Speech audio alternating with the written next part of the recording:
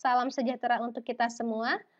Anak-anakku kelas 11 IBB, apa kabar?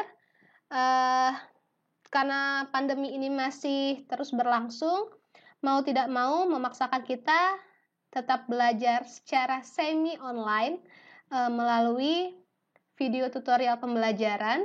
Jadi bertemu lagi kita di antropologi untuk kelas 11. Nah, untuk kelas 11 ini, materi yang akan Ibu ajarkan kurang lebih sekitar 3 bab juga, sama seperti kelas 10. Namun kita akan fokus lebih dalam mengenai kebudayaan, bahasa, dan lain-lain. Untuk sekarang, kita akan memasuki bab kesamaan dan keragaman budaya bab 1 di kelas 11. Nah, KD yang akan kita pelajari mengenai menganalisis keterkaitan antara budaya, bahasa, dialek, dan perkembangan tradisi lisan di Nusantara. Karena indeksnya banyak, jadi Ibu akan menjelaskan satu subbab, yaitu aneka budaya terlebih dahulu di pertemuan pertama.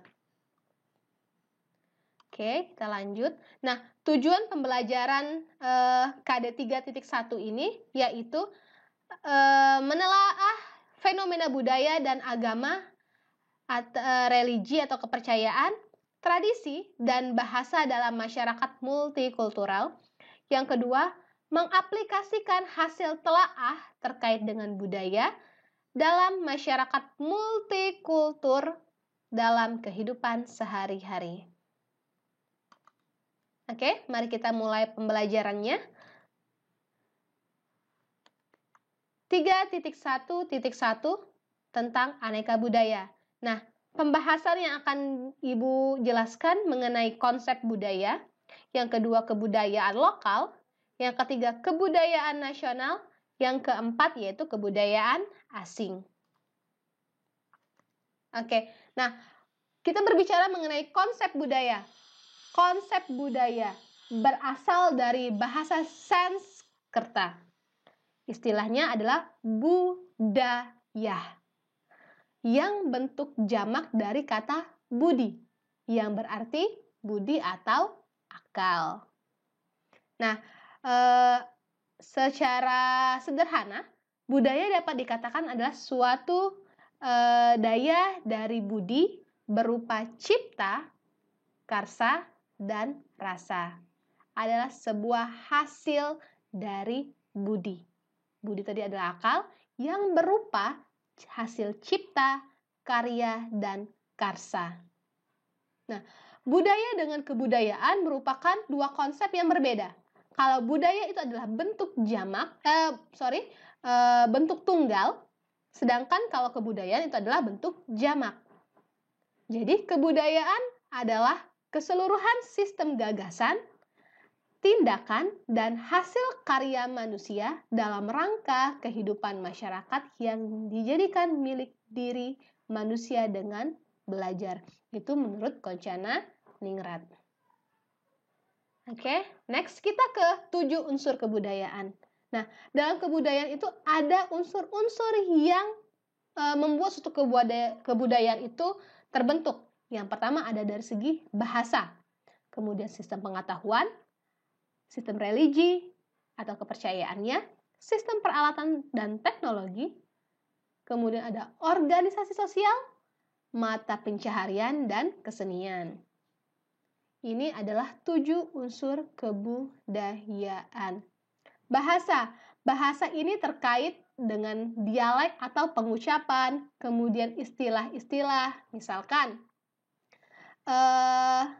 antara bahasa Sungai Liat, Mentok, dan Belinyu. Kalau Sungai Liat, nek kemane? Nah, nek kemane itu adalah sebuah dialek. Kemudian kalau orang Belinyu, nek kemano? Kemudian orang Mentok, nek kemana? Nah, itu adalah ragam bahasa yang akan ujung-ujungnya itu membentuk suatu kebudayaan. dan memiliki ciri khas masing-masing. Kemudian ada sistem pengetahuan. Sistem pengetahuan ini bagaimana informasi ini diperoleh. Ini biasanya dari alam, ya, belajarnya dari alam hingga ke teknologi. Kemudian bagaimana sistem religi dari masyarakat tertentu? Apakah mereka masih menganut paham animisme atau dinamisme, monoisme, ataupun ateis? Kalau animisme dan dinamisme, mereka masih mempercayai roh leluhur yang masih hidup. Kemudian ada juga yang mempercayai bahwa benda-benda tertentu itu memiliki jiwa kehidupan. Sedangkan kalau monoteisme, itu adalah kita memiliki satu kepercayaan terhadap Tuhan, atau ateisme, yang sama sekali tidak memiliki kepercayaan. Nah, sistem religi ini sangat beragam, khususnya di Indonesia. Kemudian sistem peralatan dan teknologi. Bagaimana teknologi yang dulu digunakan itu secara sederhana hingga teknologi yang modern yang bisa membantu pekerjaan manusia dalam jangka waktu yang cepat dan tepat. Kemudian ada organisasi sosial. Organisasi sosial ini biasanya ada yang berbentuk lembaga adat ataupun misalkan seperti Karang Taruna, itu disebut organisasi sosial, di mana organisasi ini terbentuk atas kesepahaman bersama dan kesepakatan masyarakat lokal bersama. Selanjutnya ada mata pencaharian. Mata pencaharian ini umumnya tergantung daerah.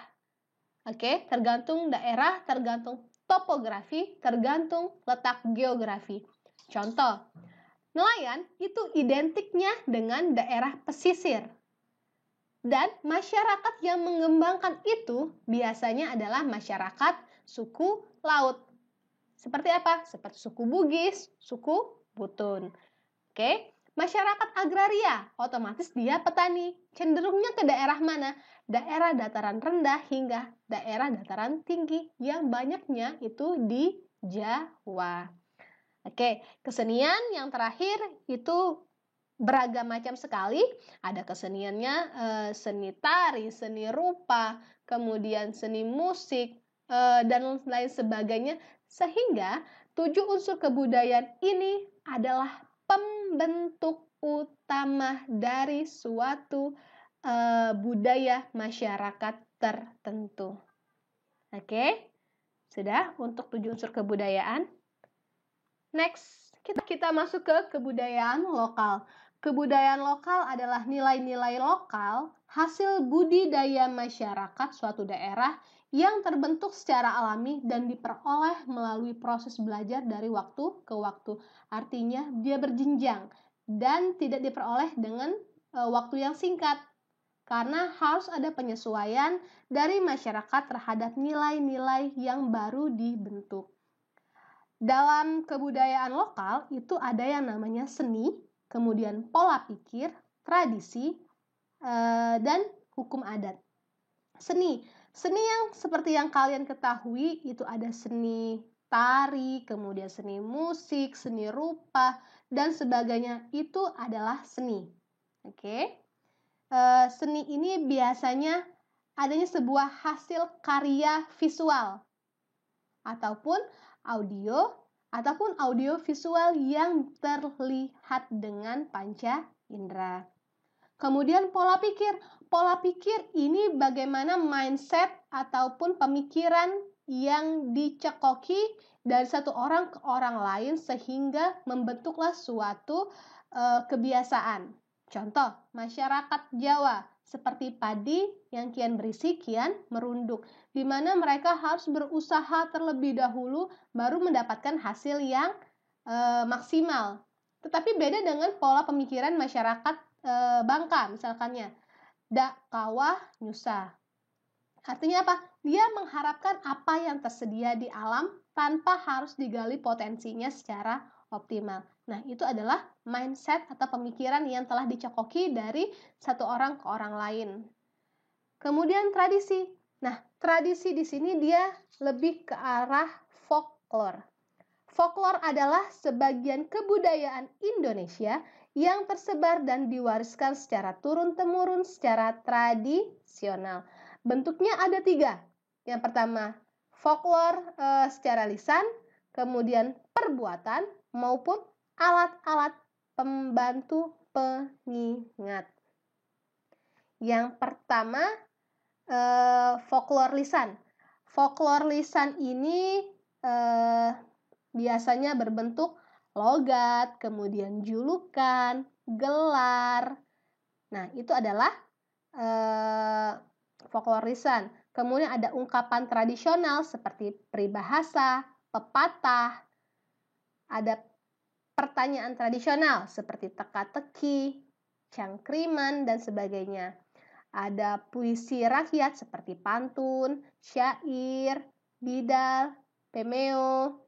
Ada cerita prosa rakyat seperti ada mite, ada legenda, dongeng, kemudian nyanyian rakyat. Itu adalah folklore lisan. Kemudian folklore sebagian lisan atau perbuatan. Contohnya kepercayaan atau tahayul, kemudian permainan dan hiburan rakyat, teater rakyat seperti wayang orang, ludruk, lenong, dan arja. Itu adalah teater rakyat yang diperankan oleh rakyat. Kemudian ada adat kebiasaan seperti kitanan, gotong royong. Adanya juga upacara-upacara yang dilaksanakan dalam siklus kehidupan manusia. Contohnya adalah perang ketupat untuk daerah Bangka.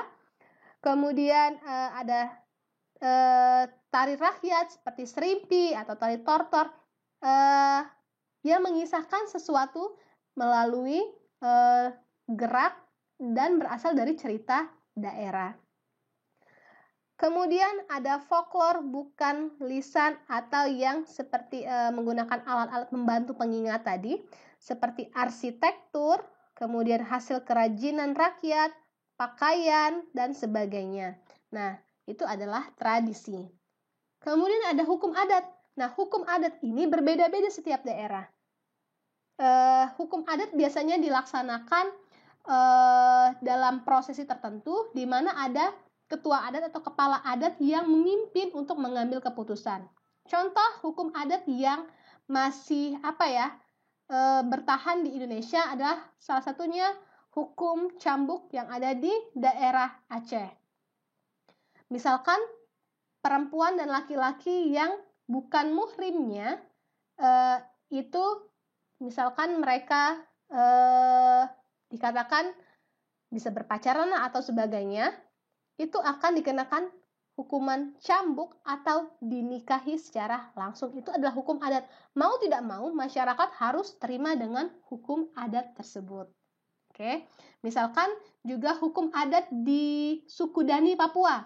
Ketika misalkan ada anggota keluarga yang benar-benar dihormati meninggal, maka mau tidak mau, suka tidak suka, mereka harus memotong salah satu jari mereka. Itu artinya sebagai tanda penghormatan terhadap orang yang dihormati tadi. Oke, sampai sini untuk kebudayaan lokal. Next, kita ke kebudayaan nasional. Koncaraningrat mengatakan bahwa kebudayaan nasional adalah suatu kebudayaan yang didukung oleh sebagian besar warga suatu negara dan memiliki syarat mutlak bersifat khas dan dibanggakan, serta memberikan identitas terhadap warga.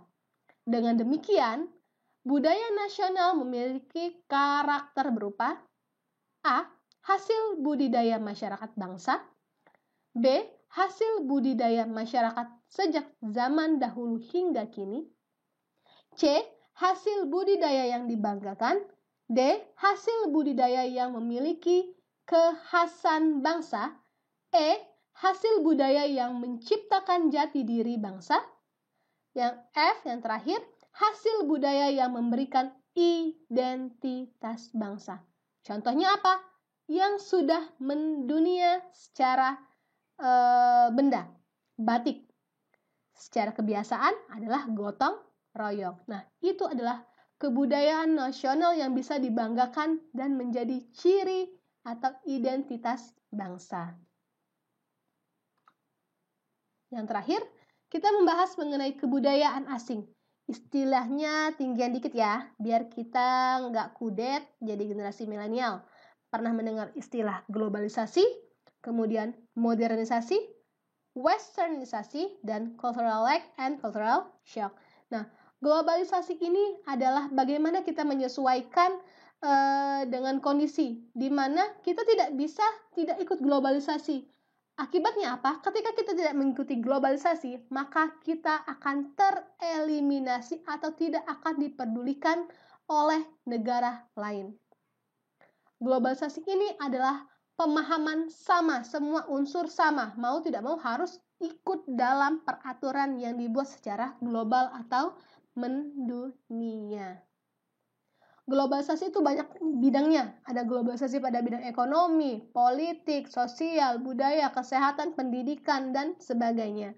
Nah, nanti kita akan bahas lagi mengenai globalisasi. Kemudian modernisasi.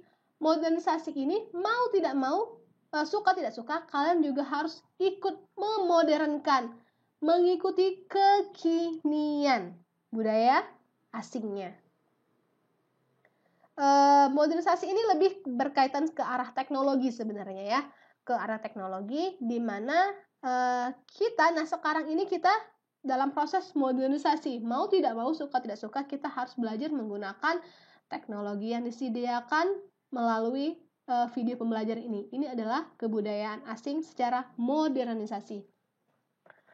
Kemudian yang ketiga ada westernisasi. Westernisasi ini adalah unsur budaya barat yang diadopsi dalam negeri.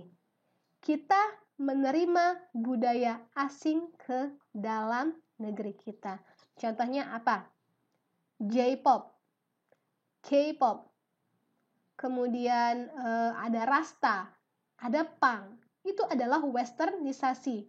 Itu dari segi budayanya. Oke, dari segi makanannya ada McDonald, kemudian ada KFC, ada CFC, ada AW, kemudian ada Hoka Bento. Nah, itu juga termasuk westernisasi. Bu, tapi kan Hoka Bento, kemudian ada J-pop, ada K-pop, itu kan unsurnya Asia. Iya, tapi adaptasinya tetap ke arah barat. Jadi kita menerima unsur kebudayaan asing itu masuk ke budaya kita. Nah, yang terakhir ada cultural lag dengan cultural shock. Cultural lag ini adalah kesenjangan budaya, di mana kesenjangan budaya antara satu budaya dengan budaya lain itu memiliki jarak. Biasanya ini adalah perasaan sensitif. Oke, misalkan ada yang wanita yang menggunakan hijab yang panjang, satunya menggunakan pakaian mini. Itu adalah cultural lag. Misalkan yang si hijab bilang, waduh, si perempuan ini menggunakan baju yang mini sekali. Kok nggak takut ya nanti misalkan terjadi pelecehan? Nah, satu. Kemudian yang si perempuan B yang menggunakan pakaian mini, ya ampun, anak yang satu ini kok berhijab dengan menggunakan pakaian yang panjang, kok tidak kepanasan, dan sebagainya. Jangan-jangan nanti bisa dibilang teroris. Nah, antara budaya yang A dengan budaya yang B itu memiliki kesenjangan. Ada jarak, akhirnya ada perasaan sensitif di dalamnya. Dan yang terakhir itu ada cultural shock, artinya keterkejutan budaya. Misalkan, orang Indonesia yang keluar negeri. Biasanya di Indonesia, dianya makan nasi, kenyang. Tetapi ketika di luar negeri, dia menggunakan roti ataupun kentang sebagai bahan pokok atau makanan. Akhirnya apa yang terjadi? Perutnya belum bisa beradaptasi. Kemudian dengan pola pergaulan, mungkin di Indonesia baju untuk masyarakatnya masih bisa dianggap sopan, menutupi aurat setidaknya, namun berbeda ketika di luar negeri. Mereka menggunakan pakaian yang serba mini. Kemudian dalam segi misalkan segi kebiasaan pergaulan masih dalam tahap yang wajar. Tetapi kalau di luar negeri, free sex itu di mana-mana. Jadi akan adanya keterkejutan budaya ketika di suatu daerah yang dia tinggali kondisinya A, ternyata di tempat lain kondisinya B. Itu adalah cultural shock. Oke, nah selesai materi Ibu mengenai aneka budaya. Sekarang tugas kalian yang pertama, carilah kebudayaan nasional Indonesia yang mendunia dan diakui UNESCO sebagai warisan khas Indonesia. Itu soalnya. Kemudian kalian tulis dalam lembar folio. Hasilnya ditulis tangan, dikumpulkan ketika new normal.